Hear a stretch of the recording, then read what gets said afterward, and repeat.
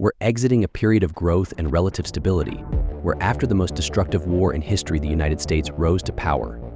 And with that power, the US created new structures and organizations, like NATO and the WTO. They established rules and regulations on things like justice and economics, rules based on Western philosophical values, now being projected across the globe by a country with outstanding alliances, money, and military hardware.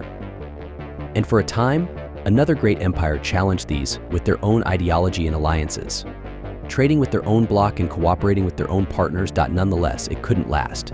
With the collapse of the Soviet Union, it left the US and its rich allies the sole rule setters, the holders of power. So the US doubled down, spreading free trade, liberal values, and democracy across the globe.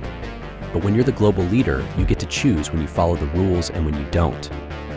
Being the global superpower has more turned into being the global policeman.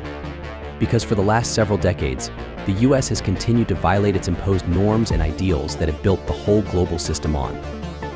And yet, despite the double game the US is playing, this system has been part of the most peaceful period of human history.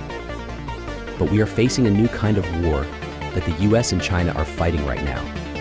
It's not a war that you can really see, and not a traditional war with soldiers and a battlefield, at least not yet. This is a war that is being fought in government offices and company boardrooms, a war that is being fought with rules and regulations. And it's to stop rivals from getting their hands on important technology in the world. Microchips, tiny pieces of metal that are magic and that run our world. It's going to be the center of global attention for years to come. And what we're seeing right now is how boring trade regulations and business rules can escalate to something that can impact your everyday life, because your life depends on chips. So the first thing the Taiwanese government does is lure them back. They guarantee them jobs. They pay for their travel costs. They give them tax breaks to lure their workers back to companies. Their goal is to create a Silicon Valley in Taiwan, and it works. It's like a reverse brain drain. Thousands of engineers return to Taiwan to start companies and to help build the microchip industry in Taiwan. And while all of this is happening, Taiwan's neighbor, China, is rapidly expanding.